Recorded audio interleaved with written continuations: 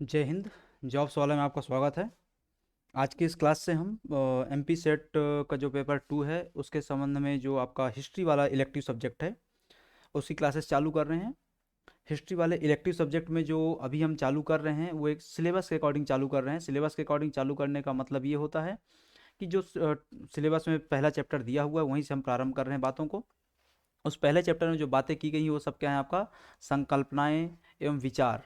इसके संबंध में बातें की जाए, बहुत सारे यहाँ पे संकल्पनाएं अवधारणाएं दी गई हैं, बहुत सारे विचार दिए गए हैं, उनको हम क्या है समझने का प्रयास करेंगे। क्लास चालू करने के पहले कुछ थोड़ी सी जानकारियाँ। पहली बात, अनुरोध है आप लोगों से कि आप लोग चैनल को सब्सक्राइब कर लीजिए और टेलीग्राम ग्रुप ज्वाइन कर लीजिए जहाँ आपको सभी फाइल्स वगैरह मिलती रहेंगी। तो दूसरी बात कि जो हिस्ट्री क्लास अभी हम चालू कर रहे हैं इसके अतिरिक्त पॉलिटी की क्लास भी चल रही है आपकी। और साथ ही साथ क्या है जो आपका पेपर 1 है, पेपर 1 का एमसीक्यू क्लास भी चल रही है और पेपर 1 की आपकी थ्योरेटिकल क्लासेस भी चल रही हैं। 2 क्लासेस हो चुकी हैं जिसमें मॉरिसन हंट मॉडल और हर्बर्ट मॉडल को क्या है पढ़ चुके हैं शिक्षण अभिवृत्ति के तहत।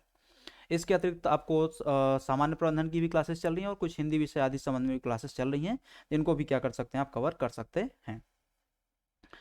तो क्लास चालू करने के पहले एक बार हम सिलेबस देख लेते हैं क्या क्या होने वाला है अभी इस अवधारणा संकल्पना और विचार या अवधियाँ इसके संबंध में जो बातें की गई हैं। तो यहाँ पे बहुत सारी शब्दावलियाँ दी गई हैं जैसे कि भारतवर्ष क्या है, सभा समिति, वर्णाश्रम, पुरुषार्थ, रीना, संस्कार, यज्ञ, ऐसे ढेर सारे शब्दावलियाँ दी गई हैं।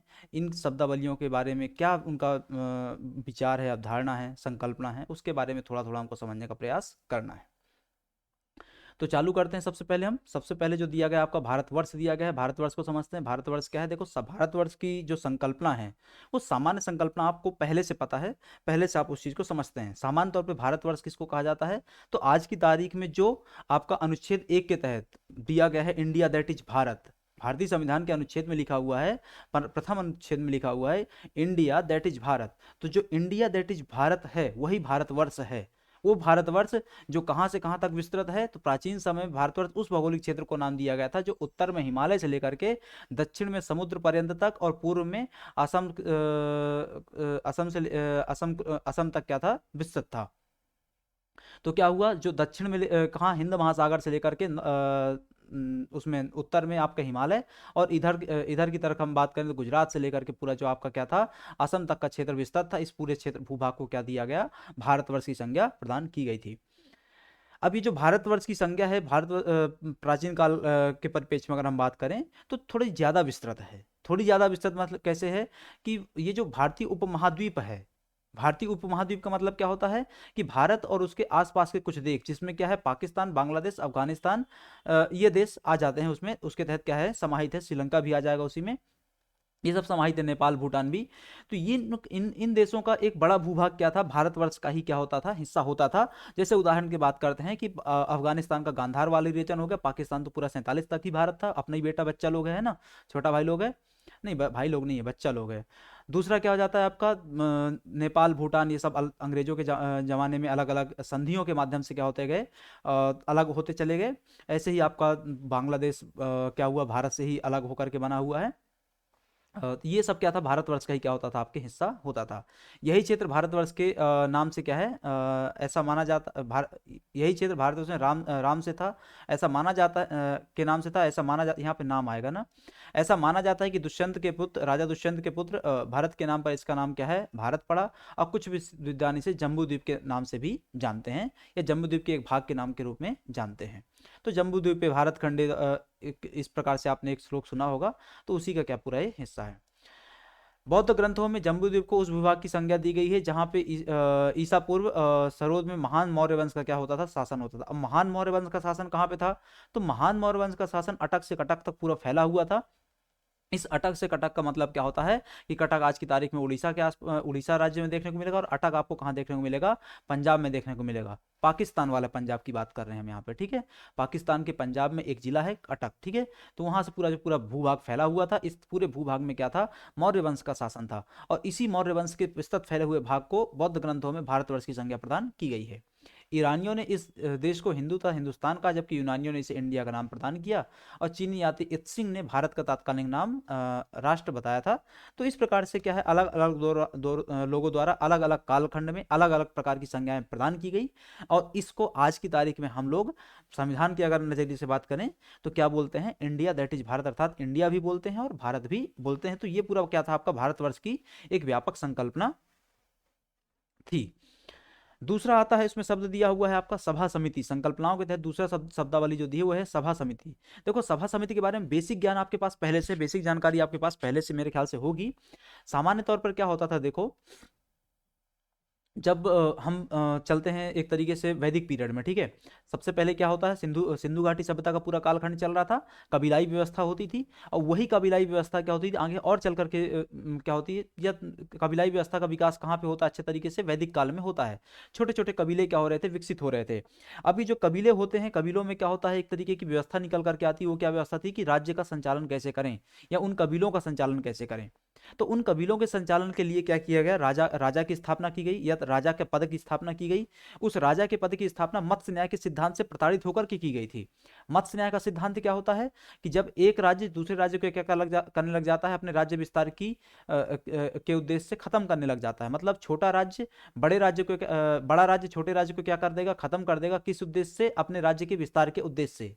ये मत्स्य न्याय था। और इस मत्स्य न्याय की संकल्पना से बचाव के लिए राजा के पद की स्थापना की गई, कबीलों में राजा स्थापित हुए, और राजा के कार्यभार में मदद करने के लिए, सत्ता के संचालन के लिए, राजा को नियंत्रित करके रखने के लिए क्या किया गया, संस्थानों की स्थापना की गई। उन संस्थानों में दो संस्थानें क्या थी, सभा थी, समिति थी, और ऐसी एक संस्था होती थी, कौन सी, विदत। ऐसी एक संस्था क्या होती थी, विदत। तो सभा समिति क्या थी, कबीलाई जनतांत्रिक संस्थाएं थी। कबीलाई जनतांत्रिक संस्थाओं का मतलब क्या होता है, जो कबीले होते थे उनमें क्या था, एक जो रिपब्लिकन व्यवस्था चल रही थी उसमें क्या है, एक प्रकार की संस्था के रूप में काम करते थे, जिनका प्रथम उल्लेख कहाँ मिलता है हमको, ऋग्वेद में मिलता है। यह आर्यों को एक संगठनात्मक इकाई, आर्यों की संगठनात्मक इकाई थी, जो तात्कालिक राजनीतिक, सामाजिक, आर्थिक और धार्मिक निर्णयों क्या करती थी, निर्धारण करती थी। सभी प्रकार के निर्णयों में क्या करते थे, अपना मत रखते थे। अथर्ववेद में इनका मेंशन पहले कहाँ मिलता है, ऋग्वेद में, पर अथर्ववेद में सभा समिति को प्रजापति की दो पुत्रियों के रूप में क्या किया गया है, मान्यता प्रदान की गई है, माना गया है। इनको आप याद रखेंगे, इन सब फैक्ट्स को। सभा के बारे में कुछ बातें हैं। सभा के संगठन में कुछ गिने चुने लोग होते थे, संभ्रांत लोग होते थे। सभा में क्या होता था, कुछ संभ्रांत लोग होते थे, उस कबीले के प्रतिष्ठित लोगों को उसमें रखा जाता था। इसका मुख्य कार्य क्या होता था, न्याय करना, अथवा राजा के सर्वोच्च न्यायिक अधिकारी कौन होता था, राजा होता था। तो राजा का जो न्याय करने की प्रक्रिया है उसमें क्या करना, मदद करना, राजा को न्याय प्रक्रिया में क्या करना, मदद करना। सभा आधुनिक राज्यसभा के समान थी, जबकि समिति क्या होती थी, लोकसभा के समान होती थी। आज की तारीख में राज्यसभा क्या होती है, उच्च सदन होता है। आज की तारीख में राज्यसभा क्या होती है, उच्च सदन होता है, और लोकसभा क्या होती है, निम्न सदन होता है। तो सभा क्या थी, राज्यसभा थी। सभा किस प्रकार की व्यवस्था थी, राज्यसभा जैसी व्यवस्था थी। मतलब एलाइट क्लास यहाँ पे बैठता था। एलाइट क्लास मतलब क्या होता है, संभ्रांत प्रतिष्ठित समाज के लोग बैठेंगे। जबकि समिति में क्या होता है, कोई भी चुनाव लड़े आके बैठ जाए, इस प्रकार की व्यवस्था होती थी। तो समिति क्या होती थी, आज की लोकसभा के समान, जो निम्न सदन है हमारा, उसके समान होती थी। इसका मुख्य कार्य क्या होता था, राजा का चुनाव करना। किसका मुख्य कार्य, समिति का मुख्य कार्य। समिति का मुख्य कार्य क्या होता था, राजा का चुनाव करना। इसी कारण राजा इससे अनिष्ट रूप से क्या होता था, जुड़ा हुआ था। इसके अध्यक्ष को क्या कहते थे, ईशान कहते थे। समिति के अध्यक्ष को ईशान कहते थे। समिति राजा का चुनाव करती थी। इस कारण राजा और समिति के बीच में एक संबंध होता था। ठीक है। समिति एक जनसाधारण की संस्था थी, जिसमें उस क्षेत्र के सभी निवासी क्या होते थे, भाग लेते थे। समिति राजा को पदच्युत भी कर सकती थी। तो क्या हुआ, समिति क्या कर रही थी, राजा का चयन करती है। समिति के अध्यक्ष को ईशान बोलते हैं। समिति और राजा के बीच में एक संबंध होता है। समिति में वहां रहने वाले सभी लोग, उस कबीला के जितने भी नागरिक होंगे, वो सभी लोग क्या होते थे, उसका पार्ट होते थे। और समिति राजा का चयन करती थी, तो समिति राजा को हटा भी सकती थी। समिति के पास राजा को हटाने का अधिकार भी होता था। जैसे आज की तारीख में बात कर लें कि जितने भी लोकसभा क्षेत्र हैं वो सब क्या है, समिति हैं। मतलब यहाँ रहने वाले जो नागरिक है वो समिति हैं। और इस समिति में लोग, हम लोग जो हैं, हम सब समिति के हिस्सा हैं। आप और मैं समिति का हिस्सा हैं। हम लोग क्या कर सकते हैं, राजा मतलब क्या है, जो प्रधानमंत्री है उसको क्या कर सकते हैं, पदच्युत कर सकते हैं, हटा सकते हैं। कब, 5 साल बाद। हमारे पास वोटिंग राइट है। ठीक है। वैदिक काल में सभा एवं समिति दोनों में महिलाएं भाग लेती थी, परंतु बाद में कालखंड में, उत्तर वैदिक काल में, पूर्व वैदिक काल जो था, प्रारंभिक वैदिक काल जो था, उस पर क्या होता था, आपका जो सभा समिति थी उसमें महिलाएं भाग लेती थी, लेकिन बाद के कालखंड में क्या होता है, उनका अस्तित्व क्या होता है, उनका प्रभाव क्या होता है, प्रतिनिधित्व क्या होता है, समाप्त हो जाता है, कम हो जाता है। ये कबीलाई संस्थाएं अपनी उपयोगिता बाद के काल में खोने लग जाती हैं और उनका फाइनली लोप हो जाता है। तो ये बात क्या थी, सभा समिति के बारे में थी, जिनका वर्णन ऋग्वेद में मिलता है। फिर आता है वर्णाश्रम व्यवस्था। वर्णाश्रम व्यवस्था भारतीय समाज का सदैव हिस्सा रहा है। भारतीय समाज को 4 वर्णों में विभाजित किया गया है। ये वर्णाश्रम व्यवस्था का बेसिक बात थी, लेकिन इसके पहले हम समझते हैं तो भारतीय समाज हमेशा से क्या रहा है, विभाजित रहा है। भारतीय समाज समाज हमेशा से विभाजित रहा है। पहले इसको समझो कि इसका जो प्रारंभिक वो उल्लेख मिलता है, वो मिलता है आपको किस पे, मेगास्थनीज की इंडिका से। मेगास्थनीज की इंडिका जब सेल्यूकस निकेटर के द्वारा भेजा, मेगास्थनीज को चंद्रगुप्त मौर्य के दरबार में भेजा गया और वहाँ की बातों को उसने अध्ययन किया, तो उसने कुछ बातें लिखी। उसने कुछ अपनी इंडिका में जो बातें लिखी उसके तहत क्या किया, भारतीय समाज को उसने 7 वर्गों में विभाजित कर दिया। 7 वर्गों का मतलब क्या होता है, स्तरीकरण कर दिया उसने। 7 वर्गों का मतलब क्या होता है, तो उसने क्या किया, जो व्यक्ति जिस प्रकार का कार्य करता था उसके अनुसार उसने क्या कर दिया, उसकी कार्य करने के अनुसार क्या कर दिया, उसने 7 वर्ग में डिवाइड कर दिया। कि एक पांडित्य वर्ग बना दिया, या पंडित और पुरोहित वर्ग बना दिया, एक उसने क्या बना दिया, श्रमिकों का वर्ग बना दिया, एक सैनिकों का वर्ग बना दिया। इस प्रकार से उसने क्या कर दिया, समाज को 7 वर्गों में डिवाइड कर दिया। बाद के कालखंड में क्या होता है, जब व्यवस्थाएं क्या होने लग जाती, समाज क्या होने लग जाता है, ज्यादा विकास करने लग जाता है, सुदृढ़ होने लग जाता है, तो वहां से क्या होता है, समाज जो ऋग्वैदिक काल से हम जब आगे बढ़ते हैं तो वहां से क्या होता है, समाज क्या होता है एक तरीके से और क्या होने लग जाता है, डिवीजन उसमें व्यापक रूप से उभर करके आने लग जाता है। और ये जो डिवीजन, ये जो उभर करके चीज आ रही थी, ये किसके आधार पर थी, कर्म के आधार पर थी, कि आप किस प्रकार का कर्म कर रहे हैं उसके आधार पर आप 4 वर्णों में से किसी एक वर्ण में क्या कर दिए जाएंगे, रख दिए जाएंगे। वो 4 वर्ण क्या थे, तो ब्राह्मण, क्षत्रिय, वैश्य, शूद्र। अगर आप क्या करते हैं, पांडित्य कार्य कर रहे हैं, पठन पाठन का कार्य कर रहे हैं और भिक्षावृत्ति करके अपना जीवन यापन करते हैं, तो ब्राह्मण वर्ग में रखा गया। अगर आप योद्धा हैं तो क्षत्रिय वर्ग में रखा गया। अगर आप क्या कर रहे हैं, व्यापार कर रहे हैं, अर्थव्यवस्था का काम कर रहे हैं, तो वैश्य हैं। और अगर आप क्या कर रहे हैं, सेवाएं प्रदान कर रहे हैं, तो क्या है, आप शूद्र के रूप में रखा गया। लेकिन आगे चलकर क्या होता है, ये जो सामाजिक व्यवस्था थी, ये जो सामाजिक विभाजन था, इसमें क्या आता है, एक तरीके से जटिलता आती है और फाइनली क्या होता है, ये एक जातिवाद में क्या है, कन्वर्ट होने लग जाता है। अब हम बात करते हैं कि वर्णाश्रम व्यवस्था का वर्णन कहाँ मिलता है, तो वर्णाश्रम व्यवस्था का वर्णन ऋग्वेद के 10वें मंडल में, ऋग्वेद के 10वें मंडल के पुरुषसूक्त में क्या है, चतुर्वर्णी विभाजन देखने को मिलेगा। तो ऋग्वेद के 10वें मंडल के पुरुष सूक्त में आपको ये विभाजन देखने को मिलता है, वहां पे आपको ये चीज दी गई है, तो इसको आप अच्छे से याद रखेंगे। फिर आता है आपका वेदांत। अब वेदांत क्या होते हैं, देखो नाम तो पहले से स्पष्ट है, वेदों का अंत। मतलब जो वेदांत का शाब्दिक अर्थ क्या है, वेदों का अंत। मतलब वेदों में जो बात कही गई है अथवा वेदों के अंत में जो बात कही गई है वो सब क्या है, वेदांत है। लेकिन इसको हम थोड़ा व्यापक समझते हैं, तो वेदांत क्या है, ज्ञान योग की एक शाखा है। वेदांत क्या है, ज्ञान योग होता है। योग कितने प्रकार के होते हैं, देखो योग तो जनरली क्या होते हैं, 8 प्रकार से बताए गए हैं। लेकिन सामान्य तौर पर हम अगर विवेकानंद जी के अनुसार अगर हम बात कर लें, जिसमें क्या है, राजयोग, ज्ञान योग, कर्म योग, भक्ति योग, इस प्रकार से उसको क्या किया गया, डिवाइड किया गया है। बाकी जनरली हम आयुर्वेद में उसको 8 प्रकारों में देखते हैं। खैर अभी उसको हम साइड में रखते हैं।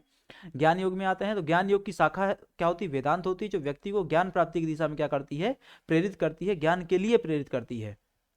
इसका प्रमुख स्रोत क्या है, मुख्य स्रोत क्या है, उपनिषद हैं, जो वेद ग्रंथों और अन्य ग्रंथों क्या करते हैं, सार को समझाते हैं। देखो होता क्या है, देखो होता क्या है, अगर हम बात करें जो टोटल हमारे यहाँ पे वो हैं आपके धर्म ग्रंथ हैं, उसके हिंदू धर्म, सनातन धर्म, वैदिक धर्म में जो ग्रंथ हैं, उसमें क्या आता है, सब जो सर्वोच्च हैं वो क्या है आपके, एक तरीके से जो आपके वेद हैं, 4 वेद हैं, वो क्या है, सर्वोच्च हैं। वेदों के पश्चात किया गया क्या, बहुत सारी रचनाएं हुई, जिसमें ब्राह्मण ग्रंथ आते हैं, अरण्यक ग्रंथ आते हैं, उपनिषद आते हैं, पुराण आते हैं, आदि आदि चीजें भी आती जाती हैं। ये जो उपनिषद लिखे गए थे, जो उपनिषद लिखे गए, जो उनका मुख्य जो किसका मुख्य स्रोत है, वेदांत का मुख्य स्रोत है। उन उपनिषदों में क्या थी, एक जटिलता थी, भाषाई जटिलता थी, समझने की जटिलता थी। तो उस भाषाई जटिलता को, समझने वाली जटिलता को आसान भाषा में समझाने के लिए क्या किया गया, वेदांतों की रचना की गई। उपनिषद वैदिक साहित्य का अंतिम भाग है, इसलिए इसको क्या कहते हैं, हम वेदांत कहते हैं। तो उपनिषद ही क्या है आपका, वेदांत के रूप में जाना जाता है। लेकिन इन्हीं उपनिषदों को समझाने के लिए वेदांतों की रचना की गई। कर्मकांड और उपासना का मुख्यतः वर्णन मंत्र और ब्राह्मणों में है। ब्राह्मण मतलब यहाँ पे ग्रंथों की बात की, ब्राह्मण ग्रंथों में है, और ज्ञान का विवेच उपनिषदों में किया गया। तो ज्ञान की बातें कहाँ की गई, उपनिषदों में की गई हैं। और जो कर्मकांड है, उपासना, इन सब की बातें कहाँ की गई हैं, मंत्रों आदि का वर्णन कहाँ किया गया, ब्राह्मण ग्रंथों में किया गया है। अभी जो वेदांत है, तो वेदांत की बहुत सारी शाखाएं हैं। बहुत सारी शाखाएं मतलब क्या होता है, 9 से 10 शाखाएं मिलने जाएंगी। लेकिन जो प्रमुख शाखाएं हैं वो सिर्फ 3 हैं। वो कौन कौन सी हैं? अद्वैत वेदांत है, जो कि आदि शंकराचार्य द्वारा दिया गया है। अद्वैत वेदांत का मतलब क्या होता है? आत्मा और जीवात्मा क्या है? अलग अलग नहीं है, एक ही है, दोनों दोनों का एक ही का हिस्सा है। मतलब आत्मा परमात्मा का ही क्या है? अभिन्न अंग है। दूसरा क्या होता है? विशिष्ट अद्वैतवाद होता है रामानुजाचार्य जी का। और तीसरा क्या होता है? द्वैतवाद माधवाचार्य जी का, कि आत्मा और परमात्मा अलग अलग होती है। तो ये पूरा क्या था? आपका वेदांत के बारे में चर्चा थी। नेक्स्ट आता है आपका पुरुषार्थ। पुरुषार्थ के बारे में क्या है? तो प्राचीन भारतीय मनुष्यों ने मानव जीवन को नैतिक, भौतिक और आध्यात्मिक दृष्टि से उन्नत बनाने के लिए पुरुषार्थ नाम से दार्शनिक विचारों का नियोजन किया। देखो, मनुष्य जब धरती पर आ जाता है, मनुष्य जब धरती में क्या करने लग जाता है, आकर के अपना जीवन यापन करने लग जाता है, तो उसको क्या होना चाहिए? एक नैतिक जीवन जिए। भौतिक रूप से वो क्या रहे? सक्षम, भौतिक रूप से क्या करे? वो, अपनी आवश्यकताओं की पूर्ति कर पा रहा है या नहीं कर पा रहा है, इस चीज़ को सुनिश्चित, ये चीज़ सुनिश्चित हो पा रही है या नहीं हो पा रही, इस चीज़ को ध्यान देना। इसके अलावा आध्यात्मिक दृष्टि से वो सही रास्ते पे चल रहा है कि नहीं चल रहा है, इन सब चीज़ों को सुनिश्चित करने के लिए क्या किया गया? पुरुषार्थों का क्या किया गया? नियोजन किया गया, पुरुषार्थों की व्यवस्था की गई। अब इसमें जो पुरुषार्थ बताए जाते हैं, वो कौन से बताए जाते हैं? तो 4 पुरुषार्थों की चर्चा की गई है। कौन कौन से? जो अल्टीमेट पुरुषार्थ है वो कौन होता है? आपका मोक्ष होता है। इसके अलावा क्या होते हैं? धर्म, अर्थ और काम। तो टोटल 4 पुरुषार्थों की चर्चा की गई। कौन कौन से? धर्म, अर्थ, काम, मोक्ष। धर्म का मतलब क्या होता है? धर्म का मतलब होता है कि आपको अपने जो वो है सिद्धांत है, अपने जो विचार है, अपने जो कर्म है, वो क्या करना है? उनका पालन करना है आपको। अर्थ का मतलब क्या होता है? आपको जीवन में धनार्जन करना है, ताकि क्या कर सके? आप अपनी उन्नति कर सके, भौतिक उन्नति कर सके आप। काम का मतलब क्या होता है? कि आपको क्या करना है? अब इस धर पे अपनी संतानों की उत्पत्ति करनी है, ताकि क्या होए? जीवन का क्रम चलता रहे, बना रहे। और अल्टीमेटली इन धर्म, अर्थ और काम का तीनों का पालन करते हुए आपको कहाँ पहुंचना है? मोक्ष में पहुंचना है। मोक्ष मतलब क्या होता है? आत्मा का परमात्मा से मिलन हो जाना, आपको ज्ञान की प्राप्ति हो जाना। तो ये यहाँ क्या होता है? आपको इस रूप में निकल करके आती है। तो धर्म, अर्थ, काम, मोक्ष नामक ये 4 पुरुषार्थ व्यक्ति के जीवन के आधार को आधार प्रदान करते हैं, उसे गरिमा मंडित करते हैं, और उसमें निवृत्ति मूलक व्यक्तित्व का क्या करते हैं? निर्माण करते हैं। निवृत्ति मूलक व्यक्तित्व का निर्माण मतलब क्या होता है? तो आप इस जगत को छोड़ करके आगे चले जाएंगे, इस चीज़ का क्या है? आपको यहाँ पे एहसास हो जाता है, जब आप मोक्ष के लिए क्या करते हैं? संघर्ष करने लग जाते हैं, प्रयास करने लग जाते हैं। फिर आता है आपका ऋण। ऋण से संबंधित सिद्धांत क्या है? तो प्राचीन भारतीय अर्थशास्त्र, धर्मशास्त्रों के अनुसार प्रत्येक व्यक्ति 3 ऋण के साथ जन्म लेता है। कौन कौन से? देव ऋण, ऋषि ऋण, पितृ ऋण। देव ऋण क्या होता है? इस परमपिता परमेश्वर ने आपको क्या दिया है? जीवन दिया है, उनके प्रति क्या होइए? आप कृतज्ञ होइए, उनके प्रति क्या करेंगे आप? एक ऋण है आपका, उनको आप धन्यवाद बोलेंगे। दूसरा ऋषि ऋण। ऋषि ऋण किस चीज के लिए? कि हमारे जो ऋषि मुनि हैं, जो हमारे ऋषि मुनियों ने हमको क्या किया? धर्म ग्रंथ प्रदान किए हैं। धर्म ग्रंथों का पालन करके हम क्या कर सकते हैं? धार्मिकता, आध्यात्मिकता और नैतिकता के मार्ग पर चल सकते हैं, सद्गुणों का आचरण कर सकते हैं। उस वो हमको प्रदान किया उनने। वेद प्रदान किए हैं, उपनिषद प्रदान किए, आदि आदि चीजें प्रदान की हैं। तो ये ऋषि ऋण होता है। और तीसरा आता है आपका पितृ ऋण। पितृ ऋण मतलब कि हमारे पूर्वजों के प्रति कुछ क्या है? ऋण होता है। तभी तो क्या किया जाता है? कौए को खाना खिलाया जाता है, ठीक है? पितृऋण पितृऋण से उऋण होने के लिए, ठीक है? तो पितृऋण का समान से मतलब इसको दो नजरिए से देखते हैं हम, क्या है? कि अपने पूर्वजों के प्रति कृतज्ञता व्यक्त करना, दूसरा क्या करना है? आपको संतान उत्पन्न करना है। तो ऐसा माना जाता है कि मनुष्य इन ऋणों से मुक्त होना चाहिए। इसलिए धर्मशास्त्र में बताया गया है कि ब्रह्मचर्य के पालन से, ऋषि ऋण यज्ञादि करने से, देव ऋण तथा संतानोत्पत्ति के द्वारा पितृ ऋण से हम क्या कर सकते हैं? मुक्त हो सकते हैं। ब्रह्मचर्य का पालन करेंगे तो ऋषि ऋण से, यज्ञ आदि करेंगे तो देव ऋण से, संतान उत्पन्न करेंगे तो पितृ ऋण से क्या हो जाएंगे? आप मुक्त हो जाएंगे। इससे व्यक्ति को धर्मानुकूल आचरण करने में भी क्या मिलती है? सहायता मिलती है। धर्मानुकूल आचरण करने का मतलब ये नहीं होता है कि आप रिलीजन के अकॉर्डिंग क्या कर रहे हैं? आचरण कर रहे हैं। धर्मानुकूल का आचरण करने का मतलब क्या होता है? कि धारिता हिति धर्मा, मतलब जो गुण हैं, जो मूल्य हैं, जो सदाचार है, जो सद्गुण है, उनके अनुसार क्या कर रहे हैं? आप अपने कर्मों का पालन कर रहे हैं, आचरण कर रहे हैं। फिर आता है आपका संस्कार। संस्कार क्या होते हैं? तो प्राचीन काल में यह माना गया कि मनुष्य जन्मजा असंस्कृत होता है। मतलब जब मनुष्य जन्म लेता है तो वो क्या होता है? असंस्कृत होता है। असंस्कृत होने का मतलब क्या होता है? उसके अंदर किसी प्रकार कोई संस्कार नहीं होता है। तो हमको क्या करना होता है? उसको परिशुद्ध करना होता है, हमको उसको क्या करना होता है? शोधित करना होता है। तो हमको उसको शोधित करने के लिए क्या करना पड़ेगा? कुछ उसके अंदर संस्कार स्थापित करने पड़ेंगे। हमको उसके अंदर क्या करना पड़ेगा? कुछ गुण स्थापित करने पड़ेंगे। तो ये जो संस्कार हैं, ये जो गुण हैं, जो स्थापित करने की बात की जाती है, तो इनकी संख्या अलग अलग बताई गई है। गौतम ऋषि ने इनकी संख्या कितनी बताई हुई है? 40 बताई हुई है। गौतम ऋषि ने इनकी संख्या कितनी बताई है? 40 बताई हुई है। वैखानस ने इनकी संख्या 18 बताई हुई है। अच्छे से याद रखना है आपको, किसने कितनी संख्या बताई है। वैखानस ने इनकी संख्या 18 बताई है। मनु महाराज ने इनकी संख्या कितनी बताई है? 13 बताई है। लेकिन हम कितनी पालन करते हैं? 16 का पालन करते हैं। वर्तमान समय में हम कितनों का पालन करते हैं, तो 16 का क्या करते हैं, हम पालन करते हैं। नेक्स्ट आ जाता है आपका इसमें, ये संस्कार मनुष्य जन्म से लेकर मृत्यु तक चलते रहते हैं। फिर अगला आ जाता है आपका इसमें कि प्राचीन भारतीय धर्मशास्त्रों में मनुष्य के लिए यज्ञ का महत्व बताया गया है। प्राचीन भारतीय धर्मशास्त्रों में मनुष्य के लिए यज्ञ का महत्व कैसे बताया गया, तो यज्ञ एक धार्मिक अनुष्ठान होता है जो देवताओं की पूजा में स्तुति के लिए किया जाता है। वैदिक कालीन आर्य गृहस्थों को पंच महायज्ञों का अनुष्ठान पढ़ना पड़ता था। ये पंच महायज्ञ कौन कौन से थे, देव यज्ञ, पितृयज्ञ, ऋषि यज्ञ, भूत यज्ञ, नरक यज्ञ। देव यज्ञ क्या होता है, देवताओं के प्रति कृतज्ञता व्यक्त करने के लिए। पितृयज्ञ पूर्वजों के प्रति कृतज्ञता व्यक्त करने के लिए। ऋषि यज्ञ ब्रह्म यज्ञ ऋषियों के प्रति कृतज्ञता व्यक्त करने के लिए। भूत यज्ञ मतलब जानवरों पक्षियों के प्रति कृतज्ञता व्यक्त करने के लिए। और नर यज्ञ अतिथि यज्ञ मतलब क्या होता था, जो अतिथि होते हैं उनके प्रति कृतज्ञता व्यक्त करने के लिए हमको क्या करना होता था, 5 प्रकार के महायज्ञों का पालन करना होता था। अब इन यज्ञों का निष्पादन प्रारंभ में बहुत सरलता से होता था, परंतु बाद में अत्यंत जटिल कर्मकांड बना दिए गए और राजाओं द्वारा भी यज्ञ किए जाते थे। ये जो 5 यज्ञ, देव यज्ञ, पितृयज्ञ, ऋषि यज्ञ, भूत यज्ञ, अतिथि यज्ञ, 5 यज्ञों का पालन मनुष्य द्वारा किया जाता था। आज भी हम किसी न किसी रूप में इनका क्या करते हैं, पालन करते हैं, लेकिन फिर भी क्या है, इनमें कार्मिक कर्मकांडी जटिलता आ गई है, कर्मकांडी जटिलता आ गई है, अथवा क्या हो गया है उसमें एक क्या बोलना चाहिए, व्यवस्था में क्या हो गई, थोड़ी सी जटिल हो गई है। इसके अतिरिक्त राजाओं द्वारा भी कई यज्ञों का आयोजन किया जाता था। राजाओं द्वारा जिन यज्ञों का आयोजन किया जाता था उसमें क्या होता था, राजसूय यज्ञ, अश्वमेध यज्ञ, वाजपेय यज्ञ, अग्निष्टोम यज्ञ और पुरुषमेघ यज्ञ। इस प्रकार के यज्ञों का क्या है, उनके द्वारा भी किया जाता था, आवाहन किया जाता था या पालन किया जाता था। अब आते हैं इसमें रिपब्लिक या गणराज्य क्या होता है। तो रिपब्लिक या गणराज्य की अगर हम बात कर लें, तो रिपब्लिक या गणराज्य सरकार का एक रूप होता है। इसमें देश को एक सार्वजनिक मामला माना जाता है, न कि शासकों की निजी संस्था या संपत्ति। इस चीज को समझो, भारत एक रिपब्लिक है, भारत एक रिपब्लिक है। इस चीज को कैसे समझते हैं, तो भारत एक रिपब्लिक है, इस चीज का मतलब क्या है कि यहाँ पे कोई क्या है, कोई विशेषाधिकार प्राप्त वर्ग नहीं रहेगा, पहली बात स्पष्ट हो गई। दूसरा, यहाँ पे जो शासक है वो क्या है, कैसे नियुक्ति, जो शासक है उसकी कैसे नियुक्ति होगी, तो चुनाव के माध्यम से। चुनाव कैसा भी हो सकता है, प्रत्यक्ष भी हो सकता है, अप्रत्यक्ष भी हो सकता है। तो बात स्पष्ट हो गई, कोई विशेषाधिकार वर्ग नहीं रहेगा। और शासक की नियुक्ति किसके माध्यम से होती है, चुनाव के माध्यम से की जाती है। तो ये जब चीज होती है तो हम उसको क्या बोलते हैं, रिपब्लिक बोलते हैं। हम उसको क्या बोलते हैं, गणराज्य के रूप में जानते हैं। एक गणराज्य के भीतर सत्ता को प्राथमिक पद विरासत में नहीं मिलते हैं। यह सरकार का एक रूप है जिसके अंतर्गत राज्य का प्रमुख राजा नहीं होता है। राज्य का प्रमुख कौन नहीं होता, राजा नहीं होता। ये बात यहां से क्या होती है, स्पष्ट होती है।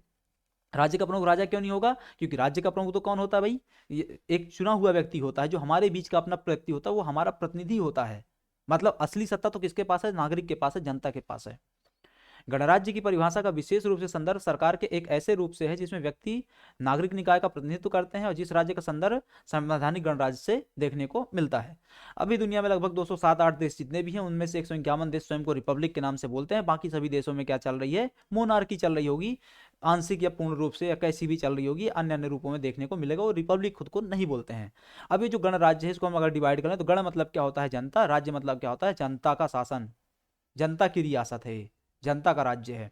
तो जनता की रियासत या जनता का देश एक ऐसा देश होता है जहां शासन तंत्र में सैद्धांतिक रूप से देश का सर्वोच्च पद आम जनता में से कोई भी व्यक्ति पदासीन हो सकता है। कोई भी राष्ट्रपति बन सकता है, प्रतिभा पाटिल बन जाए, द्रौपदी मुर्मू बन जाए, या और कोई बन जाए, जिसमें क्षमता है वो चुनाव लड़े जा करके, और वो राजा बन सकता है देश का।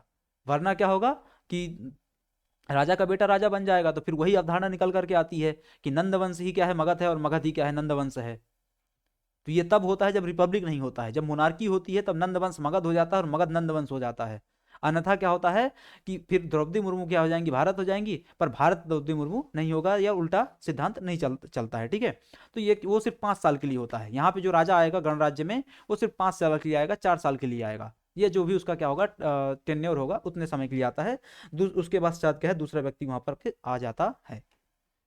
जनपद क्या होती है, तो प्राचीन भारतीय राज्य में भारत में राज्य या प्रशासनिक इकाइयों को जनपद कहते थे। उत्तर वैदिक काल में कुछ जनपदों का उल्लेख मिलता है। कौन कौन सी जनपदें, तो बौद्ध ग्रंथों में इनका कई बार उल्लेख हुआ है। आर्य सबसे प्रभावशाली जाति थी और वे अपने आप को जन कहते थे। इसने एक नई परिभाषा की परिभाषा दी, जिसमें जनपद में जन का मतलब लोग और पद का मतलब क्या होता था, चरण होता था। इससे एक नई परिभाषा निकल करके क्या आती है, जन मतलब लोग और पद मतलब चरण। लेकिन इसका अर्थ, उचित अर्थ ये नहीं है। सामान्य सा मतलब क्या होता था, क्या होते थे, लोग होते थे, क्या होते थे, लोग होते थे, लोग इकट्ठा होना चालू हो गए, वो क्या हो गए, जन्म जन में कन्वर्ट हो गए, वो फिर वो जन थे, जन किस में कन्वर्ट हो गए, जनपद में कन्वर्ट हो गए, और इस जनपद से क्या होती कहानी आगे अल्टीमेटली राज्य तक पहुंचती है। तो ये जनपद का उल्लेख था, कहाँ देखने को मिलता है आपको, वैदिक काल में देखने को मिलता है, और उसी संबंधित ये चीजें वहां पे देखने को मिलती हैं। अब आते हैं कर्म का सिद्धांत क्या होता है। कर्म के सिद्धांत का प्रतिपादन भी उपनिषदों में किया गया है। कर्म के सिद्धांत का सामान्य सा मतलब क्या होता है, अच्छा कर्म करोगे तो अच्छा फल मिलेगा, बुरा कर्म करोगे तो बुरा फल मिलेगा। या इसको ऐसे समझो कि मनुष्य जैसा कर्म करता है वैसा फल मिलता है। तो अच्छा कर्म तो अच्छा फल, बुरा कर्म तो बुरा फल। बृहन्नक उपनिषद में क्या कहा गया है, इस सिद्धांत का स्पष्ट उल्लेख किया गया है। बृहन्नक उपनिषद में इस सिद्धांत के बारे में क्या कहा गया कि मनुष्य जैसा करता है उसे वैसा ही जीवन प्राप्त होता है, अर्थात कर्म के अनुसार ही फल मिलता है। अच्छा कर्म तो अच्छा फल, बुरा कर्म तो बुरा फल। ये क्या है, कर्म का सिद्धांत है। और इस कर्म के सिद्धांत में पुनर्जन्म का सिद्धांत भी समाहित है, कि अगर आप अपने बुरे कर्मों का फल इसी जीवन में क्या है प्राप्त करके नहीं गए हैं, तो अगले जन्म में, पुनर्जन्म के पश्चात जब आपका अगला जन्म होगा, तो आपको पुराने कर्मों को क्या करना पड़ेगा, पुराने कर्मों के फल को भी भुगतना पड़ेगा। तो ये भी आपका चलता है पुनर्जन्म के सिद्धांत में। फिर आपका यहाँ पे आ जाता है दंड नीति अथवा अर्थशास्त्र क्या होता है। दंड नीति अर्थशास्त्र के बारे में चर्चा करें तो कौटिल्य द्वारा रचित अर्थशास्त्र संभवतः विश्व का प्रथम राजनीतिक ग्रंथ है। कौटिल्य को चाणक्य, विष्णुगुप्त आदि अन्य नामों से भी क्या है जाना जाता है। इसके बारे में आपको विशेष जानकारी है, बस इसमें आपको ध्यान क्या रखना है कि ये आर्थिक ग्रंथ नहीं है, राजनीतिक ग्रंथ है। इसमें राज्य कैसे चलाएं, प्रशासन कैसे चलाएं, सुशासन क्या होता है, प्रशासन क्या होता है, इन सब के बारे में चर्चा की गई है। ठीक है, कर व्यवस्था क्या होती है, कर कैसे उगाएं, किससे किससे कर उगाएं, किससे कर ना उगाएं, सबके बारे में विस्तार से चर्चा कौटिल्य के अर्थशास्त्र में की गई है। अर्थशास्त्र में कुल 15 अधिकरण है। अधिकरण मतलब भाग होता है, पार्ट होता है। 15 अधिकरण, 180 उपभाग, 6000 श्लोक है, जिसमें राजा के कर्तव्य, दंड नीति, राजनीति, प्रशासन, सुशासन आदि, कर व्यवस्था आदि के बारे में चर्चा की गई है। इसके अलावा इसमें राज्य क्या होता है, राज्य का निर्माण कैसे होता है, राज्य के तत्व क्या होते हैं, राजा की स्थिति क्या होती है, राजा के अधिकार क्या होते हैं, युद्ध क्या कैसे करना चाहिए, शांति की स्थापना कैसे हो, इन सब के समय राजा के क्या कर्तव्य होते हैं, प्रशासन क्या है, गुप्तचर व्यवस्था, न्याय व्यवस्था, सैन्य व्यवस्था, इन सब के बारे में विस्तार से चर्चा अर्थशास्त्र में आपके की गई है। इसके साथ साथ राज्य के आर्थिक आधार एवं सामाजिक आर्थिक व्यवस्था की भी जानकारी यहाँ से, धार्मिक व्यवस्था की जानकारी यहाँ से मिलती है। तो ये पूरा दंड नीति और अर्थशास्त्र के बारे में हमने यहाँ पे देखा। नेक्स्ट आता है आपका धर्म विजय। इसी धर्म विजय को कई बार क्या कहा जाता है, धम्म विजय कहा जाता है। क्या कहते हैं हम कई बार, धम्म विजय के रूप में भी जानते हैं। तो सम्राट अशोक ने युद्ध विजय के स्थान पर धर्म विजय अथवा धम्म विजय की नीति को अपनाया है। अशोक द्वारा शस्त्र, सेना व संहार का बहिष्कार करके धम्म द्वारा विश्व विजय की घोषणा की गई, जिससे विश्व शांति की स्थापना क्या हो सके, संभव हो सके। अशोक द्वारा क्या किया गया, शस्त्र, सेना व संहार का बहिष्कार करके धम्म द्वारा विश्व विजय की घोषणा की गई, जिससे विश्व शांति की स्थापना क्या हो सके, धम्म हो सके। मतलब एक तरीके से यहाँ पे जो भेरी बस्ती थी, तो उस भेरी को किस में कन्वर्ट कर दिया गया, धम्म भेरी में कन्वर्ट कर दिया गया। जो युद्ध भेरी बस्ती थी, भेरी मतलब क्या होता है, बिगुल बजना, तो जो युद्ध के लिए भेरी बजती थी उसको बंद करवा के धम्म भेरी बजाने का आदेश सम्राट अशोक द्वारा दिया जाता है। अशोक का धम्म ना तो एक नया धर्म था और ना ही एक नया राजनीतिक दर्शन था, वो पुरानी व्यवस्थाएं जो चली आ रही थी उसी को क्या किया गया था, नए रूप में स्थापित करने का प्रयास किया गया था।